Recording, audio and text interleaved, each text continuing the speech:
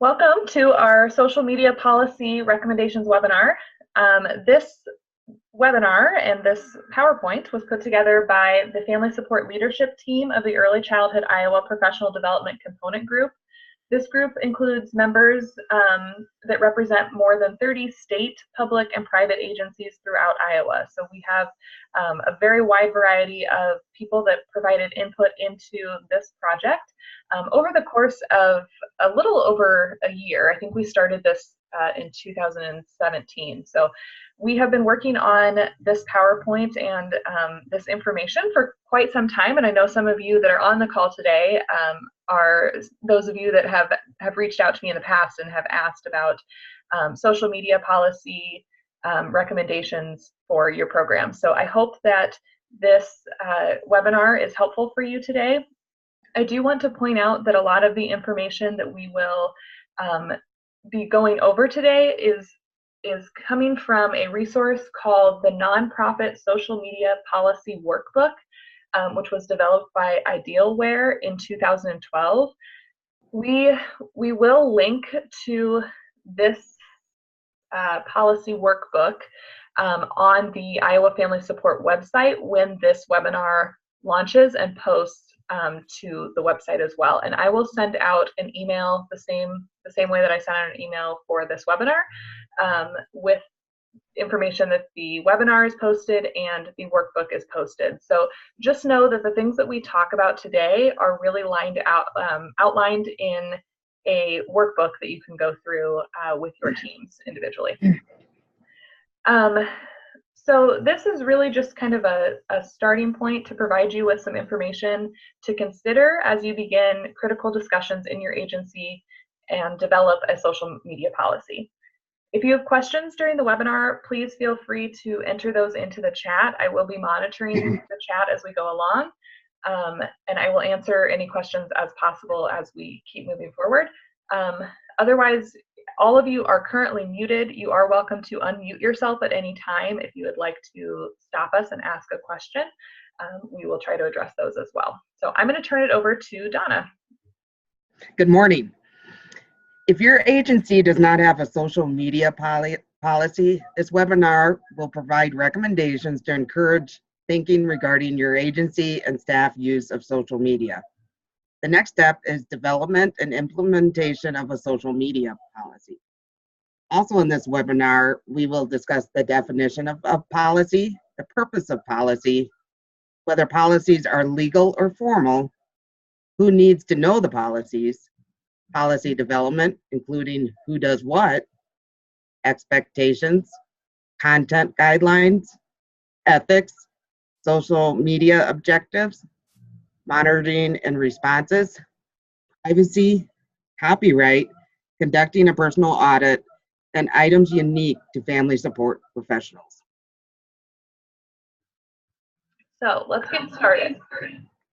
An example of a policy, I'm sure all of you have heard the word policy in your practice and in your work.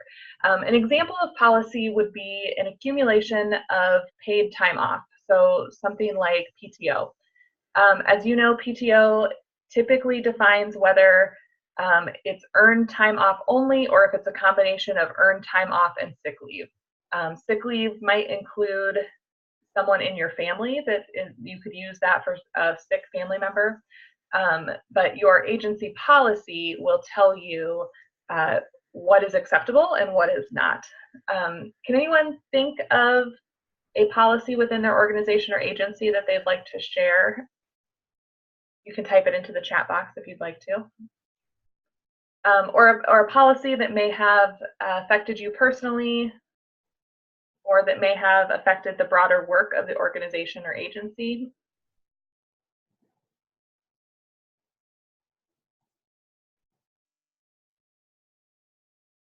Okay, I don't see any coming in. So since we're recording this, I am going to kind of move through these if I'm not hearing a lot of responses on questions. So what is a policy and what does it do for an organization? Policy is generally determined after careful thought and consideration. It's typically a statement of intent. It's your commitment to carry out that intent, and the the policy is then implemented as a protocol or procedure. So it really is kind of the steps of what you're doing, the services that you provide. Policy is a deliberate system of principles used to guide decisions and achieve rational outcomes.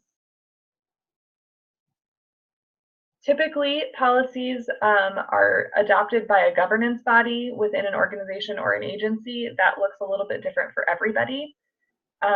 Agencies and board of directors can use an adopted policy during this process to make a decision, especially when a client or someone else asks questions about an agency procedure or protocol. So you may have, I'm trying to think of an example really quick to help you with this, but if you're doing a screening, that may be in your program policy that you conduct screenings every 6 months. If you are working with a family and conducting that screening, they may ask you, why are we doing this every 6 months? The policy that has been adopted for this is what you could refer that family back to, that this is the policy of our agency, this is why we are carrying out this action. So let's consider social media policy.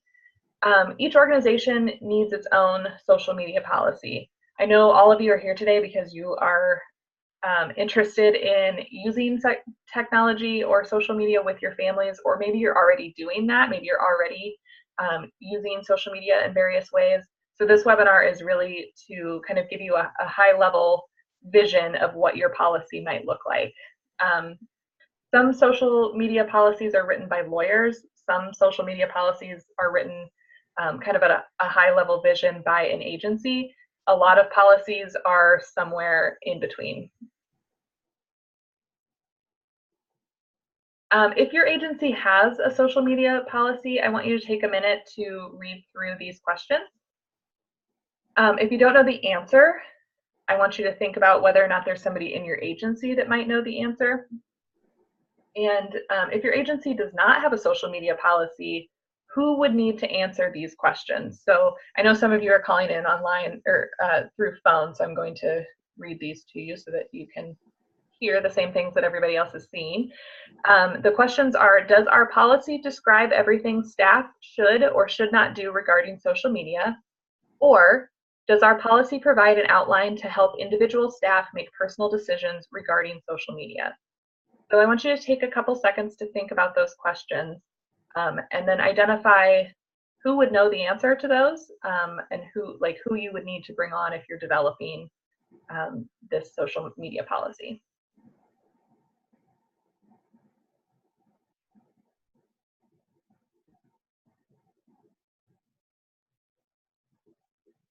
Okay, Rick, you can move to the next one.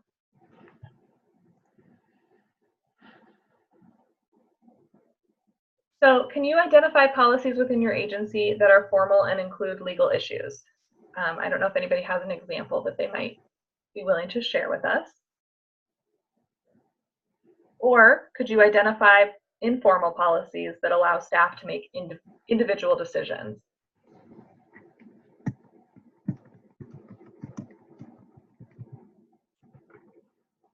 So I'm seeing Donna says mandatory reporting, could be one of the legal ones. Document retention policy from Andrew. And I'm wondering, Andrew, is that a legal or an informal?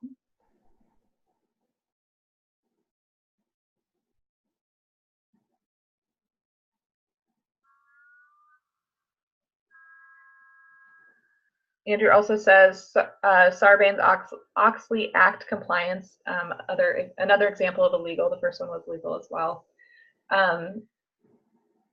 So those are some examples of things that have been written by lawyers and that are considered legal policies. Informal policies are ones that are just kind of general guidelines. I'm guessing that a lot of family support programs have some informal policies, particularly if you are going through the Iowa Family Support credentialing process.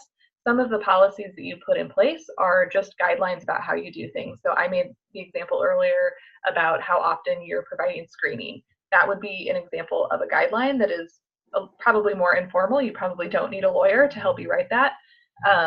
So just kind of just a way to kind of think through whether you feel your policy for social media needs to be more formal or if it needs to be more informal.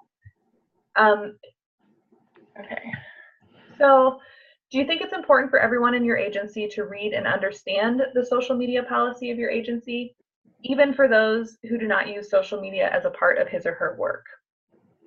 So some things as we're considering here is this just a policy for a few key personnel? Are you just going to have, 2 or 3 people that are in charge of social media? Or does everyone in the agency need to read and understand this policy? As we talk through some ethical considerations later, this may be a slide that you would want to revisit, whether or not you want everybody in the agency to know and understand what your policy is around social media. So it may not even be things like they're posting for the agency. It could be, what does their personal posting on social media reflecting back about the agency? There are several agencies that are very specific about the things that you can or can't post and how you reflect back on the agency. So an example of that would be, if you have like a Facebook profile, a personal Facebook profile, and in your profile you have listed your work as, for example, me would be the Iowa Department of Public Health. The agency may or may not have something that allows or does not allow you to post that on your personal page. So that would be something that you'd want to consider as you're building your policy. What is acceptable for people that are posting on behalf of your agency, and what is acceptable for everyone in the agency in general? The first step to policy development is to examine your agency mission statement and core values. So if the mission and core values of your agency are not part of the daily practice and known by all staff, find out and discuss the mission statement and core values. These are great things that should be part of new employee hire orientation. It is recommended that a social media policy embrace and reflect both the mission and core values of your agency. So if you're developing or revising your social media policy in your organization or agency, decide how to translate the agency mission and values into the guidelines for social media. Mission and values of your agency are what guide the policies. Make a list of the core values of your agency or organization. Use this or a similar worksheet to translate agency values into guidelines for social media. Some of your agency values will translate directly into social media guidelines. Some may be less applicable. Time to consider your agency values and how they may translate. This is a great refresher time for staff that have been retained for a while, and also great for new staff.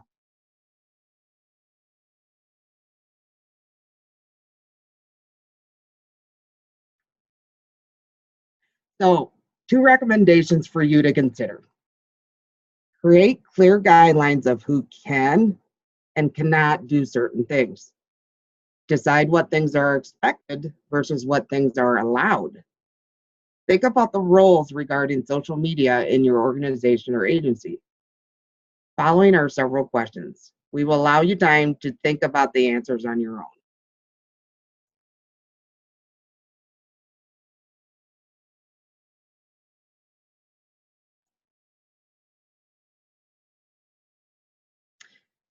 So who decides which social media outlets to use at your agency?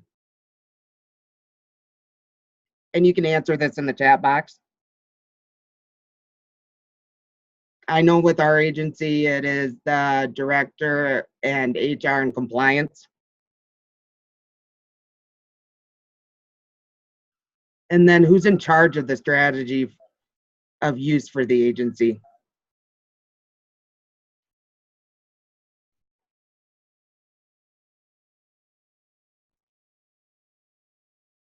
Also, who coordinates the coverage within each media outlet? Media and technology are our future, so we have many, many different types of outlets. So we have Facebook, Twitter, YouTube, LinkedIn, and many other ones. So who coordinates the coverage with them?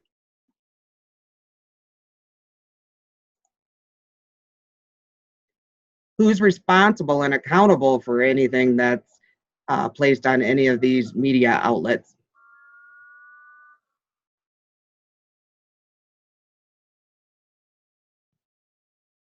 So if your agency already has a social media policy, are these questions addressed? Do staff understand the roles? If your agency does not have a social media policy, is there a need to address the questions as you develop a policy?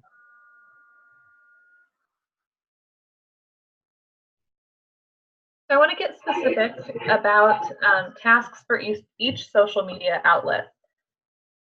If your agency does not have a policy, we recommend your agency consider the following roles, which would be identifying lead staff in charge, deciding who is expected to post, determining who is allowed to post, and selecting potential content providers and to whom to submit. So that essentially means what media outlet are you going to use, whether it's one of the ones that Donna mentioned, Facebook, Twitter, etc., and when will that be submitted. If you have questions about this, I would encourage you to speak with supervisors or board of directors or other people that can help guide what your social media roles should look like based on your mission and your agency policies. The next several slides explore who does what. Although policy can dictate expectations of what or what not to share, the policy may explain the position within the organization or agency of the person who posts. Many agencies include posting to social media within a job description. So a lot of organizations and agencies require doing all social media work on an agency computer during work time. Any thoughts why some agencies or organizations would require this?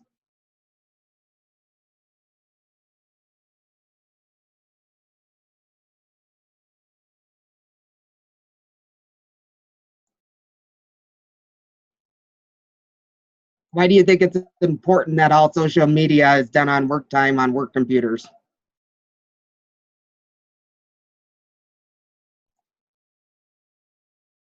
Because clear expectations. Oh, go ahead. I was going to say, I see Andrew just posted confidentiality could be a reason that you would want people to do this type of work on work time. Correct. Anybody else? I think it's also important because there's some oversight allowed if it's done on work time. Mm-hmm. It can definitely help you kind of control your policy a little bit more. If you have very specific expectations for your staff about what they can or can't post or when they should post it, having them do that during work time allows you a little bit more opportunities for supervision of that.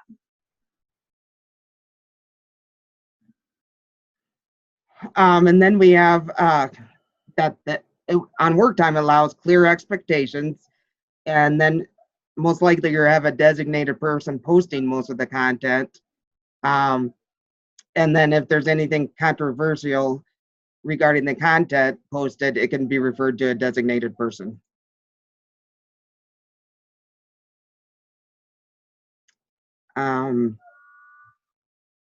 There's a variety of events that are part of social media. Twitter storms and Facebook Live are two examples. So what impact can participation have on an agency in Facebook Live and Twitter storms? I'm also curious if anybody has participated in either of those two things, either leading that or just joining as a participant. I know I've joined a couple Twitter storms in the past that were around early childhood education, various topics for that, and it's a group of experts that come together and talk about the things that they are doing around certain child development areas. So 0 to 3 is a really good, a really great organization that provides a lot of opportunities on social media. Both, I believe they do some Facebook Live too, but they are also very active in this Twitter storm where you can tweet back and forth and connect with other professionals.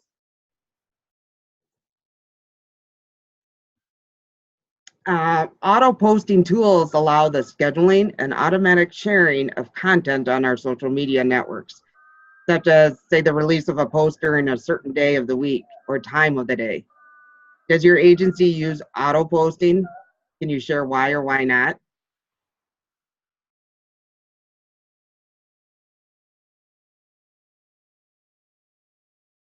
A lot of times this will be like on Facebook if the agency is sharing closings or events.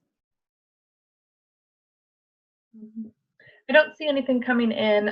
I have heard of a few sites in the past that use things like auto posting when they are working with, an example would be like car seat checks. So if they have information that they know that they are going to want to share out continually again and again and again. So if they want to always share out the same information, auto posting can be really helpful because you don't have to spend time recrafting your message and sending the same thing. You can set it to post multiple times and save you a lot of time.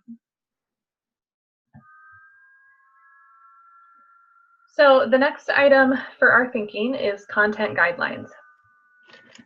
Some agencies use percentages to guide their posts, and this just means that they've determined a percentage of agency-generated content and a percentage of content shared from other agencies and sources. Can you guys think of any reasons why some organizations and agencies might use a percentage guideline?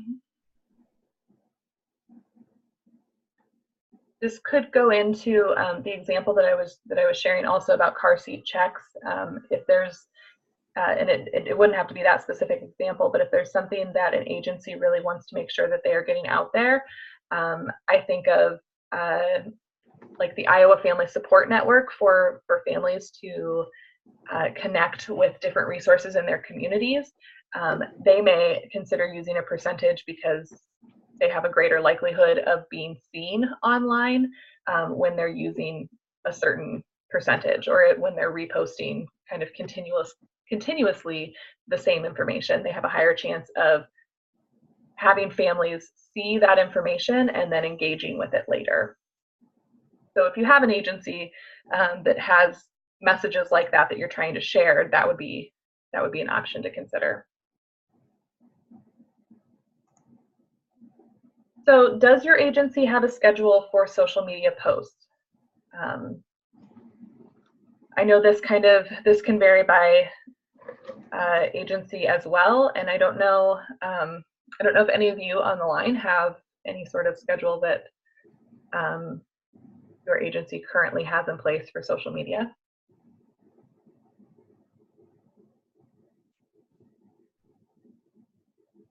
I don't see any coming in. Okay. Does your agency encourage or allow campaigns or other promotions? Examples of this might include a membership campaign, if you have any like local food drives, school supply drives,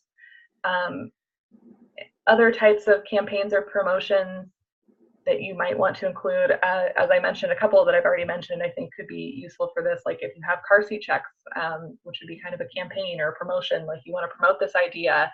It doesn't necessarily have to be a monetary campaign or promotion, just something that you want to be able to get out there over and over and over again. There are some ways within social media sites to boost your posts, which means that you pay it's an incredibly small fee. It's actually like a couple cents a day usually to boost your post for your page, and then it shows up in whatever demographics that you set it to. So if you are trying to recruit families for your program and you boost a post about your program, you can set that to share with everybody in your county, in your service area, within the ages that you are looking for, and everybody that opens Facebook will see that as an ad. So just an example of ways that you could use social media to kind of help promote some of the things that you have going on. And again, this is agency specific, so you will want to make sure that you are talking with your agency and your leadership to see if this is something that they are allowing or not allowing. Community highlights are another aspect that you could consider highlighting. Do you have any community events in your area that you want to kind of help promote? It's like a kids expo or just other local events that might be beneficial for the families that you're working with.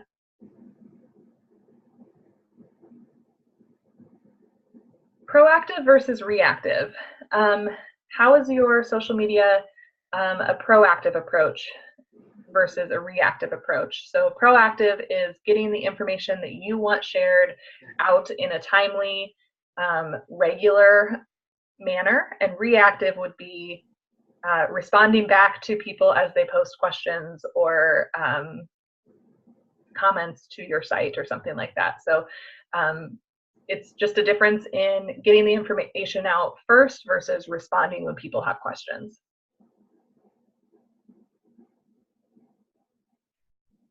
Can anyone think of any other guidelines regarding content that you have considered in your agency or that you think you might consider in your agency?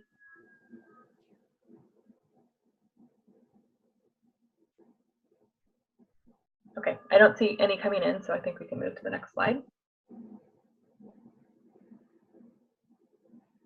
So at the beginning of the webinar, we mentioned that policy is generally determined after careful and thorough considerations. So the question here is it ever acceptable to post something that's not in alignment with your agency values? Do you or your agency believe it is ever acceptable to post something not in alignment with agency values? Does anybody have anything that they could add to that? What about posting on a political opinion or about promoting specific programs in your community, not maybe necessarily related directly to your agency?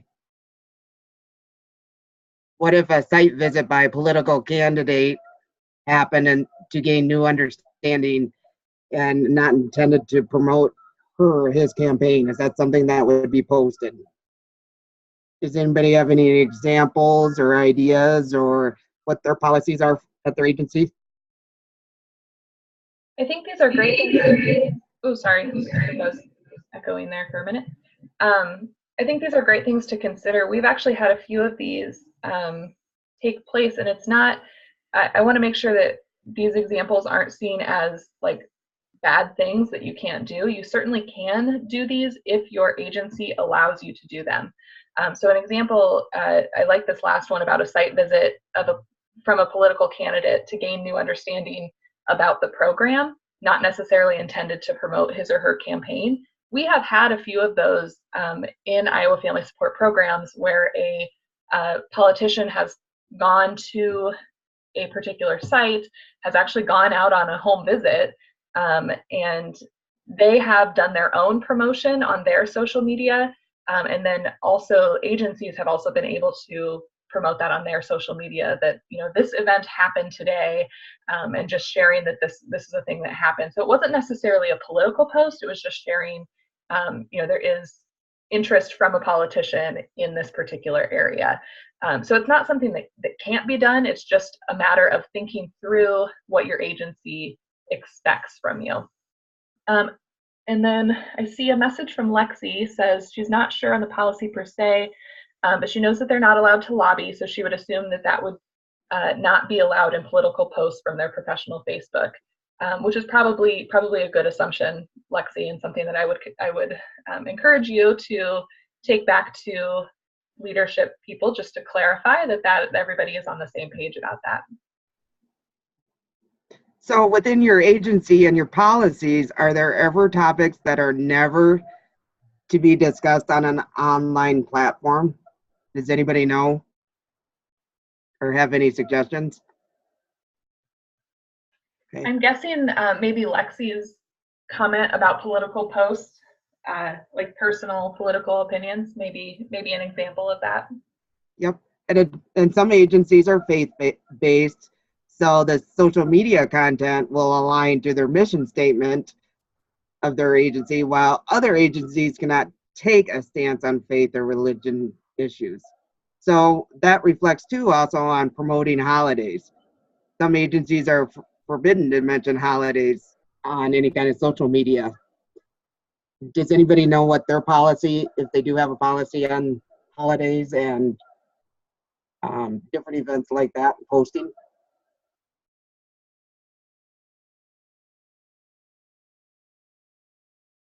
It's something to think about that I don't think we always do.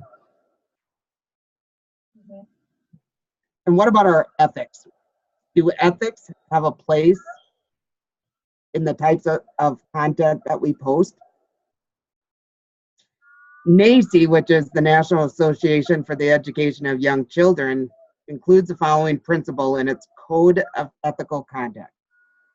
Above all, we shall not harm children. We shall not participate in practices that are emotionally damaging, physically harmful, disrespectful, degrading, dangerous, exploitative, or intimidating to children.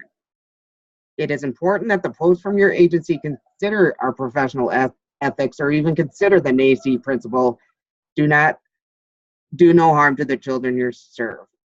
Is that important?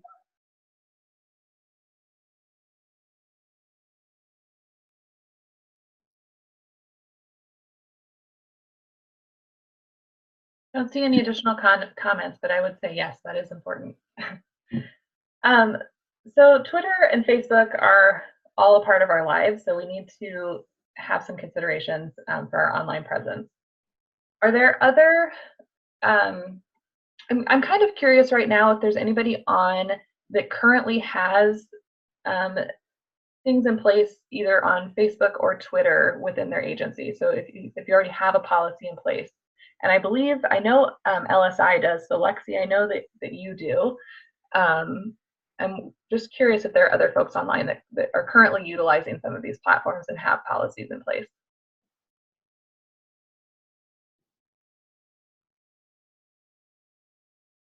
While I give you a moment to type that in, the slide that's in front of you are just some of the ways that people can engage in some of your posts. So you can have Twitter followers, you can make Twitter impressions, Twitter engagements, Facebook posts. Facebook impressions or reach is a really great way to figure out who you're actually getting a hold of and who's seeing your stuff. And then you can also track Facebook engagements as well. And I am not seeing any other comments about folks that are currently using any sort of social media or policies around Twitter or Facebook. I'm going to go ahead and guess also that I'm going to make an assumption that people are also not using additional social media outlets, but I will let people comment in the chat box if they are. But these are two, Facebook and Twitter are two of the big ones, I would say. And so a lot of what we talk about on this webinar will be focused on how to engage within Twitter and Facebook.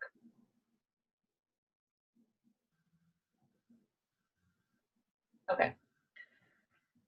So let's think about our agency objectives around the use of social media. Do we communicate agency information or to general or specific audiences? Does your agency have some sort of standard or objective about who they are trying to reach?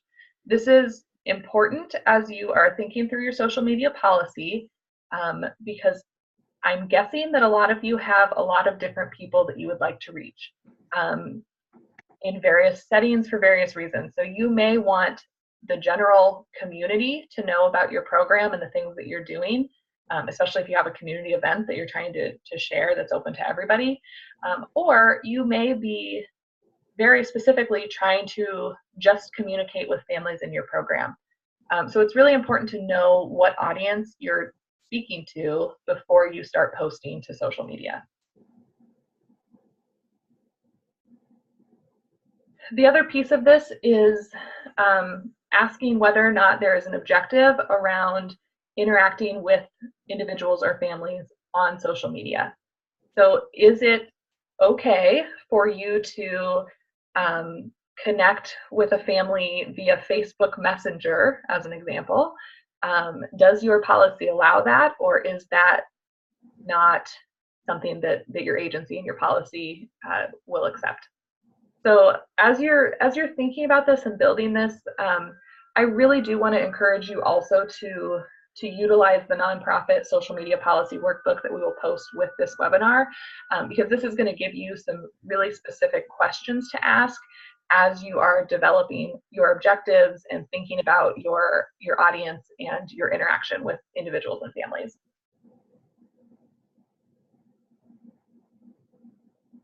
So we're going to go back to kind of our core values and some potential questions that you may ask before you're posting. One, is this offensive, or could this be offensive? Two, would you say this to a community provider about a family? And three, what is the purpose to share this information? And I think three is really important. A lot of times we kind of get stuck in this, oh, I have to share, I have to get all of this stuff on Facebook because my agency says I need to post a certain percentage of time to different media outlets. But you really want to make sure that what you're sharing has a very clear purpose, that it's not offensive in any way, and that it's not something that, or that it is something that you might say to a community provider about a family.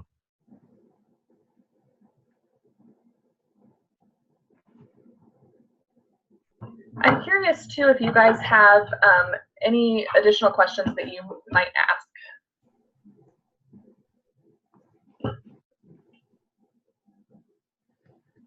So on the next slide, what? Posting as an organization on the organization's page or account. So posting personal information, not necessarily related to the mission on the organization site. Announcing major life events of staff, such as birthdays, weddings, awards. Personal opinion, unsigned, and personal opinion signed. So think about these scenarios listed. When is it okay? When is it never okay? When might it be okay under certain circumstances? And who gets to decide when or when it's not okay, and which circumstances? At the organization and agency level, what can your agency expect of staff regarding personal accounts? Does an agency actually have the right to define what your staff can and cannot do on personal accounts? An agency can identify expectations and define some boundaries. For example, they might say, the agency might request that the staff post organizational announcements on personal accounts, such as an agency event or a fundraiser, or they may request that the staff maintain certain morale standards on their personal accounts, or monitor what staff say about the organization on their personal accounts. Family services are faced with perhaps the most difficult situation in terms of keeping professional and personal separated. Staff may choose not to self-disclose on personal pages. They work for your organization, but others still know where they work. One organization makes the following statement to employees.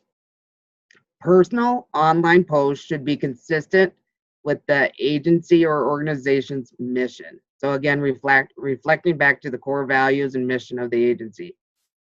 So let's consider what would happen if a staff person is using their personal account to consistently post on the organization's behalf. So for example, the director of the organization has a large Twitter following, and he or she uses their personal Twitter account to share information about the organization's happenings or key information. But then the director leaves the organization. It is best for the organization or agency to own the page. The organization or agency is responsible to post information. Staff can share or link from their personal pages.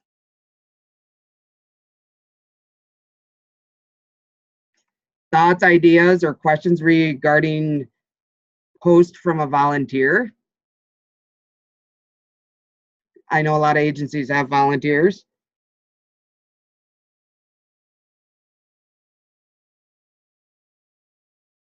That's another big one, thinking about your ethics and your mission.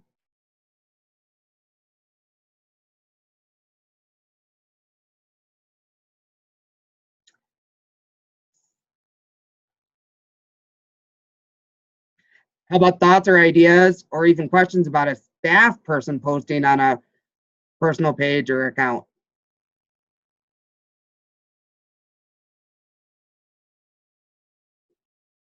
Which all reflects to how much time is needed to monitor staff and volunteers' posts, comments, and questions. What if someone is talking and you are not responding? Do you need to respond every time your agency is mentioned? Are you missing or maximizing opportunities to provide customer service? What is important to know and what is overkill? Where do you draw the line? Again, that comes back to percentages too. The hours you invest in monitoring and responding directly influence what you get back.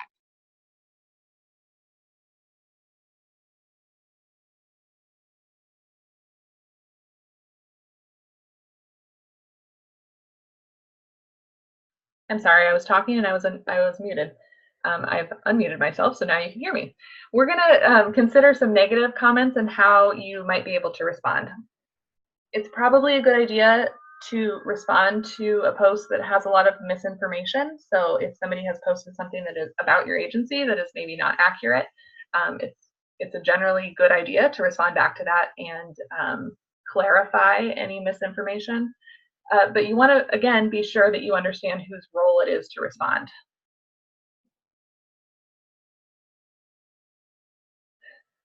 If a post is potentially damaging to your community, again, it's probably a good idea to respond. And again, you want to be sure that your agency or organization understands whose role it is to respond. So going back to our earlier conversation about setting roles and identifying who does what and what is expected of everybody is really important for these types of issues around commenting and engaging back with people. Does a post include vulgarity or purposefully inflammatory language? If it does, you may want to consider taking that post down, but you do need to have in place a person at your agency that is like that makes the call on that. So there are a variety of ways to handle this. One is to simply delete that message or that comment, take that post down, and maybe individually connect with the person and let them know why you have done that. Or you may decide that that's not something that you need to do, that you can just delete that comment. It really depends on your agency and what your policies are. An example from public health, things that are posted to our page are public record. And so I don't believe that we can take posts down, but we can respond to posts and provide more information.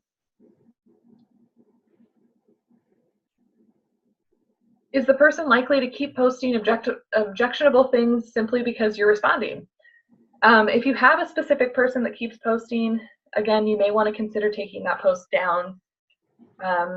If the posts do not contain misinformation, will not do damage, do not include vulgarity and inflammatory language, but the person or entity is likely to keep posting, it's probably best to just not respond to that person.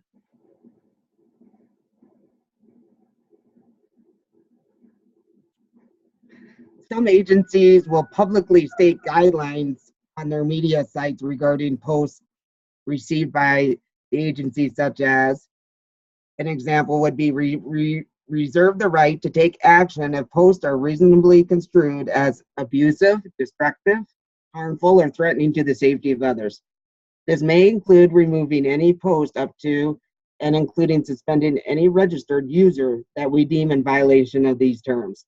This is something that I've seen on our local police department's Facebook page. Are there other guidelines in your agency regarding this? If there's complaints or other unacceptable posts on your media, agency media? The other thing is you can also consider asking a lawyer or your agency lawyer to review any publicly stated guidelines and what could be possibly posted on the Facebook or Twitter account. So next we have this chart. It'll help make decisions regarding how to reply to some comments on the social media sites of the agency. So how do you know when to respond when a person you do not know makes a comment? Should and how do you respond to the question? When is it appropriate to simply ignore a post and not respond? When you do, when should you respond? Should it be a quick response or something more thoughtful? What if a person posts a thoughtful or detailed comment? Has anybody had that issue before at their agency? Again, you need to look back at your agency policies too.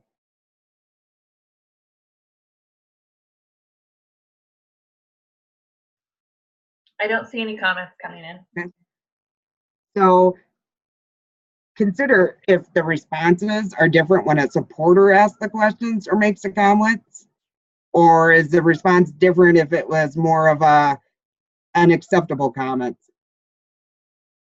Or what if it's a known person or an unknown person? Does that make a difference? And how comments are reviewed or responded to?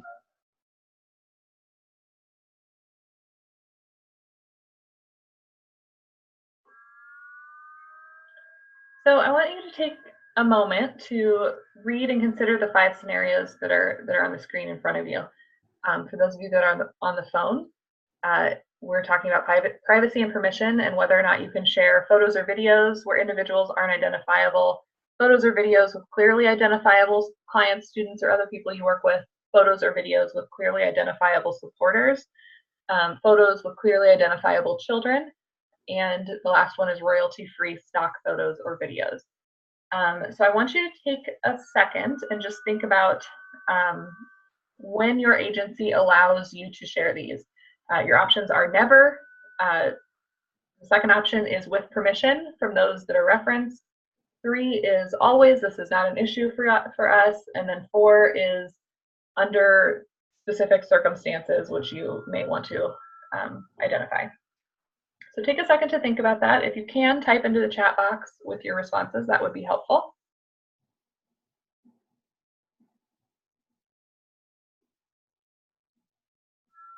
So our social media platforms, they're really a great way to disseminate information, but it is crucial that you make sure the information you post is yours to share.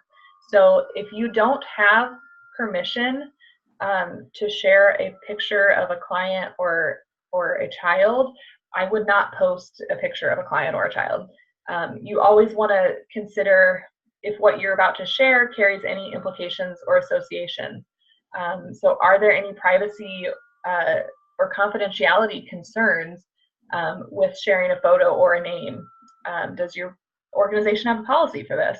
I know there are some policies that I've seen from various agencies around publicity for families. So families can sign off on this consent form that says, yes, I allow for my photo to be used in XYZ places, so Facebook, Twitter, whatever it is that you're using, or for organizational promotions or something like that.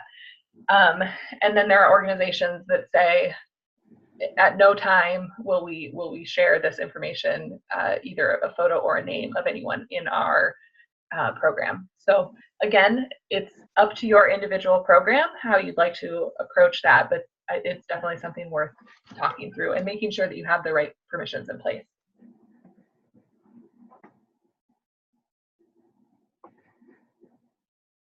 So these are some responses that we have identified. So under some certain circumstances, you may be able to share photos or videos where individuals aren't identifiable. Photos or videos with clearly identifiable clients, students, or other people you work with. There's a never next to that one. Photos or videos with clearly identifiable supporters or constituents, says with permission from those referenced. Photos with clearly identifiable children is a never. And royalty-free stock photos or videos is an always. This is not an issue. So any responses to that? Or any thoughts about that? I do want you to keep in mind too that this is just an example of how you might answer these questions. This is not like the correct answer to answer these questions. You need to talk through with your program and your agency to figure out how they feel about that, and then put things in place so that if you would like to share photos or videos from family events or things like that, that you have the proper permissions and consent forms in place to do so.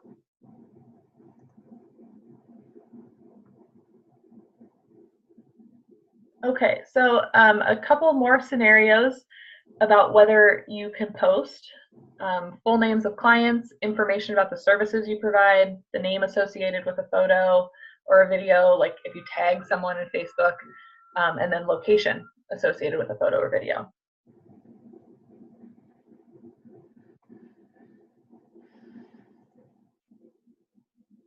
So the next slide gives some examples of how you might answer these questions. Again, you're going to hear me say this probably 50 more times during this presentation. It's important that you take this back to your agency and figure out what things are acceptable to you, fit with your mission and your values.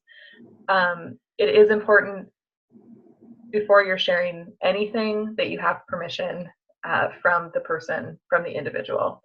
And I do think one thing that I think is important to consider is this last one about location. I do want you to think very critically about that, whether or not you think that is acceptable within your agency or within social media, because we do have families that are dealing with a variety of different issues, where location of where they are, sharing that location could be a huge safety consideration. So just something to keep in mind and be very clear about what your policy and procedures are.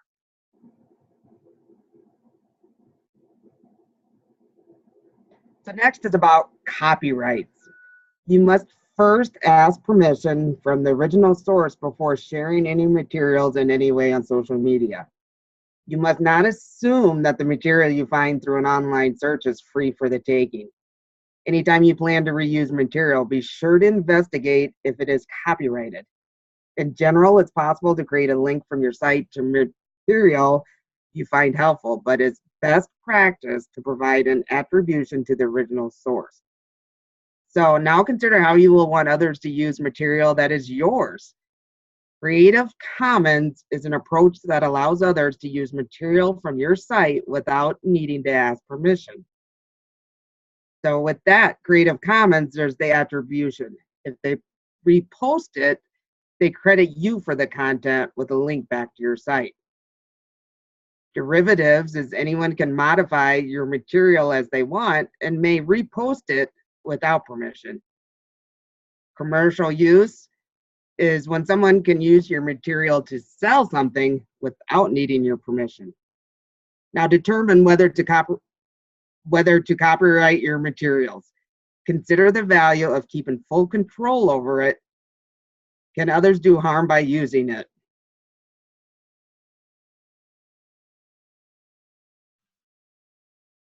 So we want to make sure that we are keeping very clear and professional boundaries between our professional and our personal lives.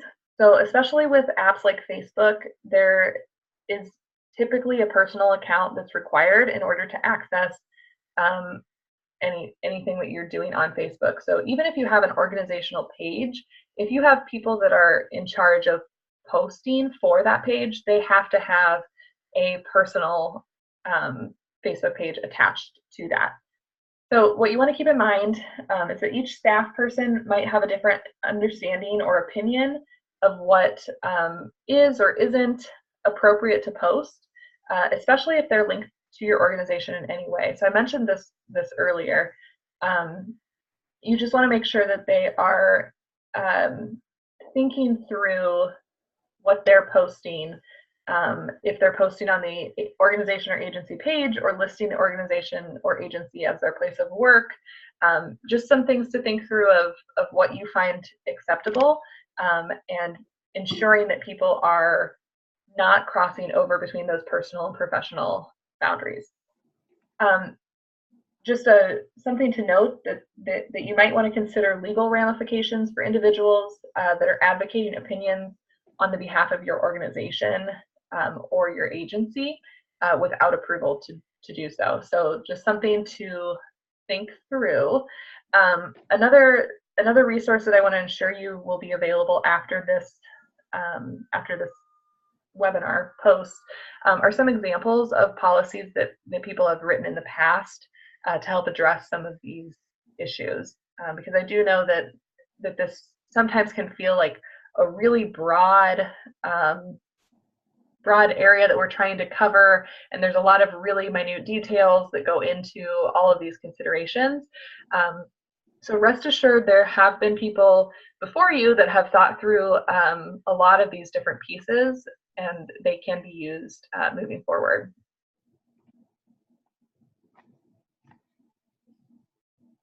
So a personal cyber audit is something that you ask yourself about your activities online.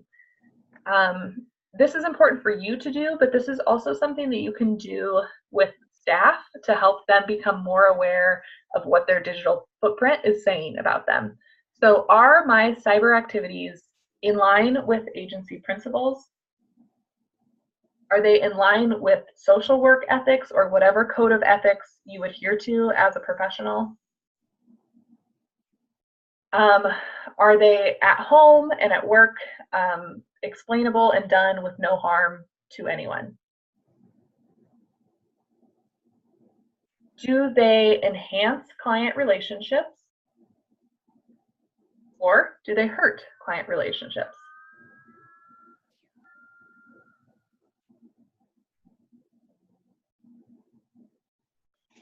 Another important consideration is the dual relationships and conflict of interest as they relate to social media. So licensed social workers can refer to Iowa Code Chapter 282 and to the National Association of Social Workers to learn about dual relationships and conflicts of interest. And if you see on the slide there, it gives you a definition of a dual relationship and a conflict of interest as being that a licensee develops or assumes a secondary role with a client, including but not limited to a social relationship or business association.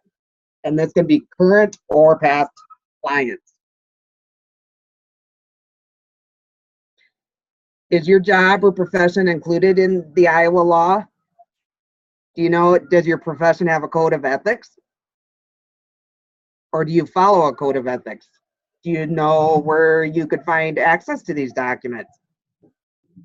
And have these documents been discussed with staff?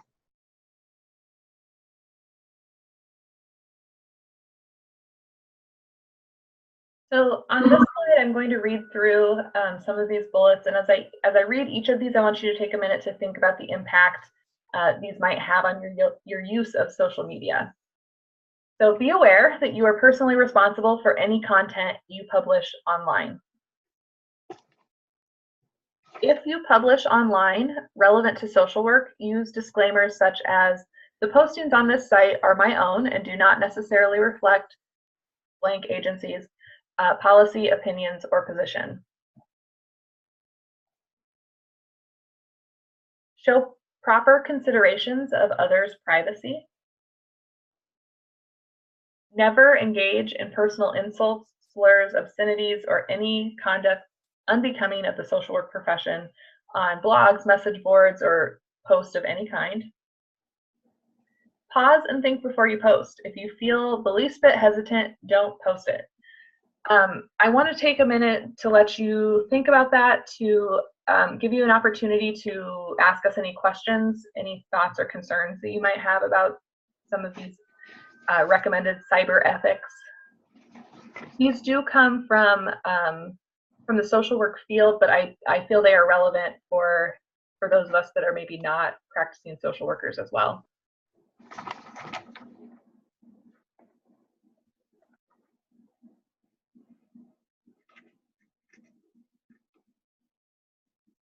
Okay, I don't see any comments coming in. So if you blog and make a mistake, admit it to your readers and correct the mistake.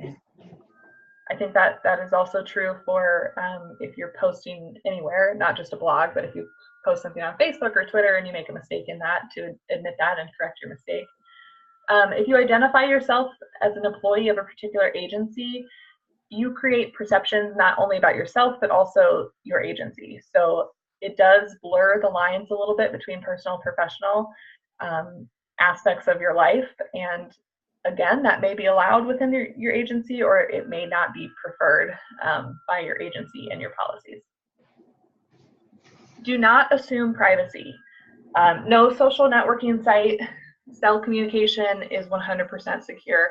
Even if you have, I think of this too as like a more of a personal Facebook page. If you have a personal Facebook page that is private, it's not necessarily private.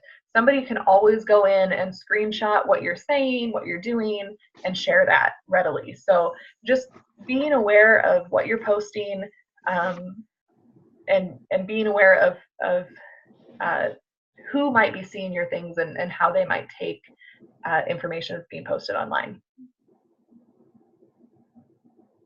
Do not accept friend, contact, or follow requests from current or past clients on any social network site.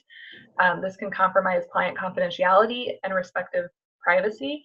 And I do want to caveat that with that piece in particular is in regards to personal Facebook pages. I know there are several agencies that have policies in place for professional Facebook pages where you can accept friend requests and post within that environment. But again, there are very specific procedures and practices that go along with that.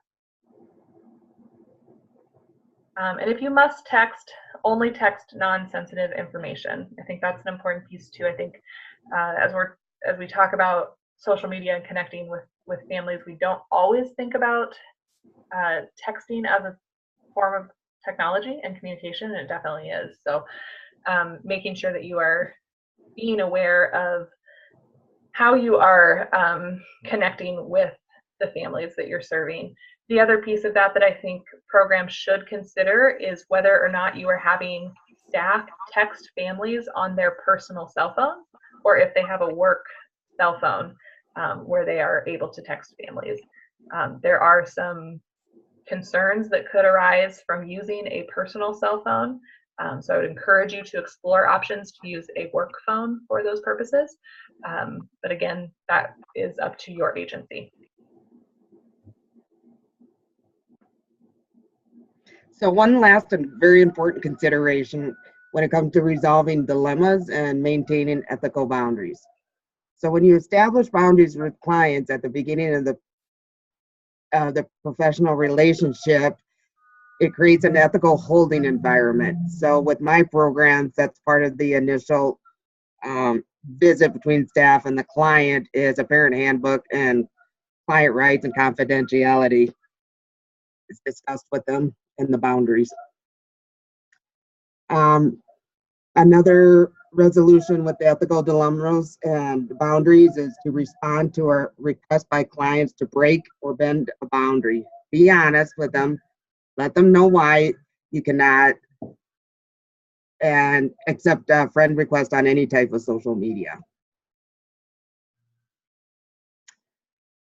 Walk through personal vulnerability, be self-awareness of the worker's needs and issues, ensuring needs are met outside of social work, monitoring their own feelings and behaviors, seeking social support from the supervisor, colleagues, and therapists to help manage boundaries and make the best ethical decisions. Any thoughts regarding this slide?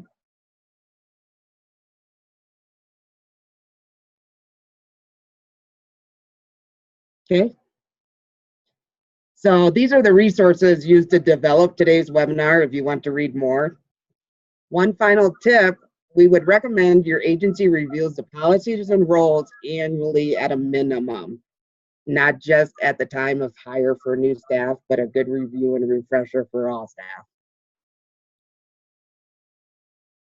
Thank you, Donna. So we covered quite a bit of content in this webinar, and I again just want to make sure that you have an opportunity to reference the nonprofit social media policy workbook that will work you through all of these issues that we talked about. I think the most important thing from today is there's not necessarily a right answer about how to connect with families or how to use social media.